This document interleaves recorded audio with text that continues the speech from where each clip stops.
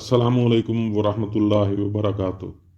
روزانہ کی بنیاد پر جدید و قدیم قصے، کہانیاں اور حکایات کو سننے کے لیے اس چینل کو سبسکرائب کریں۔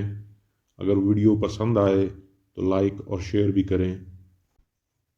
سلطان التمش، جس نے نہایت عمدگی کے ساتھ ہندوستان میں حکمرانی کی، حضرت خواجہ قطب الدین بختیار کاکی رحمۃ اللہ علیہ اپنے ملفوظات فوائد السالکین میں اس کے اخلاق کا تذکرہ کرتے ہوئے فرماتے ہیں کہ التمش صحیح العقیدہ تھا۔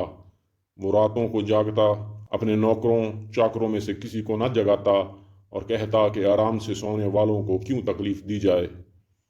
رات کو فقیروں کے بھیس میں باہر نکل جاتا، اس کے ہاتھ میں اشرفیوں کا تھیلا ہوتا، لوگوں کے دروازوں پر جاتا، انہیں دستک دے کر باہر بلاتا، ان کے حالات دریافت کرتا اور ان کی حسب ضرورت مدد کرتا، اور قسمیں دے کر ان سے کہتا جب ان کے پاس کھانے پینے کی چیزیں نہ ہوں یا ان پر کوئی ظلم و زیادتی کرے تو وہ اس کے دربار میں آ کر لٹکی ہوئی زنجیر عدل کو ہلائیں تاکہ وہ حالات سے باخبر ہو کر انصاف کرے، کیونکہ قیامت کے دن ان کی فریاد کے بار کو اٹھانے کی طاقت اس میں نہیں ہے۔ سلطان التمش کا لڑکا سلطان ناصر الدین محمود بھی باپ کی طرح نہایت عابد و زاہد اور درویشانہ صفات کا حامل تھا۔ وہ 20 سال تک حکمرانی کے فرائض انجام دیتا رہا۔ وہ اپنے ذاتی مصارف کا بار خزانہ پر نہیں ڈالتا تھا، بلکہ کلام پاک کی کتابت سے اپنے اخراجات پورے کرتا تھا۔ اس لیے اس کی زندگی بڑی اسرت اور تنگی میں گزری تھی۔ گھر کے کاموں کو انجام دینے کے لیے اس کے محل میں کوئی خادمہ تک نہ تھی۔ ایک روز اس کی ملکہ نے شکایت کے طور پر کہا، میں آپ کے لیے روٹی پکاتی ہوں تو میرے ہاتھ جل جاتے ہیں اور آبلے پڑ جاتے ہیں۔ سلطان ملکہ کی یہ تکلیف سن کر رونے لگا، پھر بیوی سے مخاطب ہو کر کہا، یہ دنیا گزر جانے والی ہے، یہاں اس تکلیف کو برداشت کر کے صبر کرو۔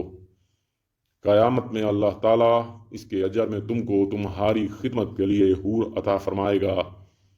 ابھی تو میں تمہارے لیے بیت المال سے کوئی کنیز یا خادمہ نہیں خرید سکتا۔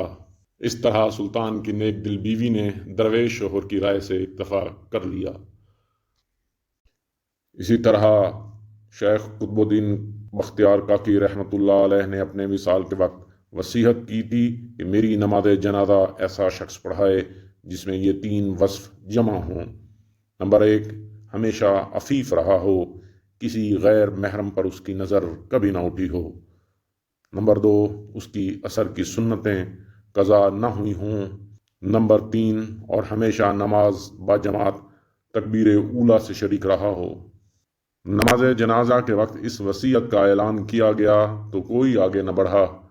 کچھ دیر بعد سلطان التمش یہ کہتے ہوئے آگے بڑھا، میری خواہش تو یہی تھی کہ میرا حال لوگوں سے پوشیدہ رہے، لیکن خواجہ صاحب نے اس راز کو فاش کر دیا۔